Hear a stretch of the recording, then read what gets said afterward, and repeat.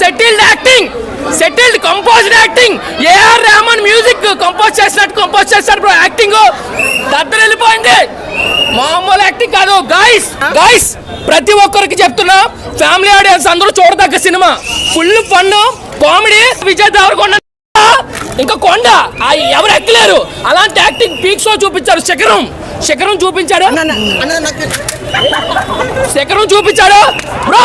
Final గా నీకు చెప్పేది ఏంటంటే ప్రతి ఒక్కరు ఎంజాయ్ చేయొచ్చు, అలా బాగా చేశారు. ప్రతి ఒక్కరు యాక్టింగ్. సస్పెన్స్ కి అయితే బుర్రపాడు అన్న. విజయ్ దేవరకొండ అన్న కొంచెం రొమాన్స్ నేర్పించండి, కొంచెం పాపం కొంచెం అన్న కొంచెం స్మూత్ గా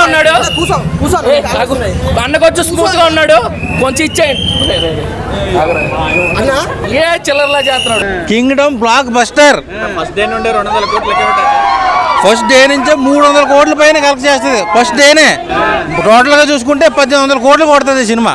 నాగవంశీ గారికి, విజయ్ దేవరకొండ గారికి మంచి కంబ్యాక్. లైగర్ సినిమా తర్వాత మంచి బ్లాక్ బస్టర్ కొట్టాడు.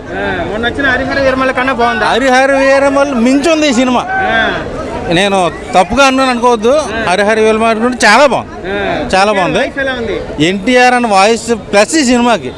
ఆయన డైలాగు బీజే మొత్తం ఉంటే ఫ్యాన్స్ అయితే బట్టలు సింపుకుంటారు అసలు. ఇలాగా అంత బాగుంది.